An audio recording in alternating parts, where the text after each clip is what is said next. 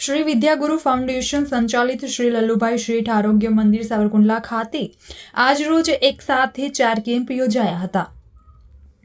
સાવરકુંડલામાં Shri વિદ્યાગુરુ foundation સંચાલિત શ્રી લલ્લુભાઈ શેઠ આરોગ્ય મંદિર દ્વારા નિઃશુલ્કપણે 4 નિદાન કેમ્પનું આયોજન કરવામાં આવ્યું હતું, જેમાં પ્રથમ કેમ્પમાં કૃત્રિમ હાથ પગ બનાવવા માટે દિવ્યાંગ મુક્ત ભારત જે જયપુરની સંસ્થા છે, જેના સહયોગથી 3 દિવસ માટે માનવ સેવા યજ્ઞ કાર્યરત હતો, જેમાં 70 થી વધુ દર્દીઓ માટે કૃત્રિમ હાથ પગ બનાવવામાં આવ્યા છે।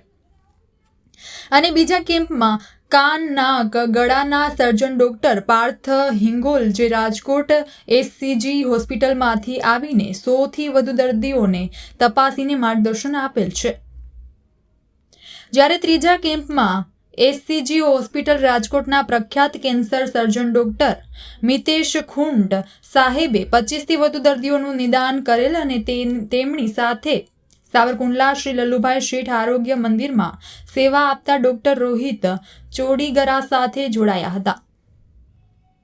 ચોથા કેમ્પમાં જેમાં સુરતના પ્રખ્યાત યુરોલોજિસ્ટ ડોક્ટર અમિત પોલરા જે ખાસ કરીને સુરતથી સાવરકુંડલા આવીને દર્દીઓનું નિદાન કરેલ અને 8 જેટલા જટિલ ઓપરેશન કરેલ છે।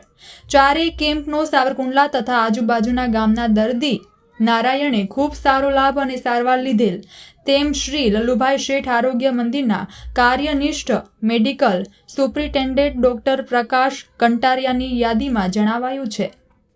नमस्कार। श्री विद्यागुरु फाउंडेशन संचालित श्री लल्लुभाई शेठ आरोग्य मंदिर सावरकुंडला हमेशा मानव सेवाना यज्ञमां अविरत कार्यरत रहे छे।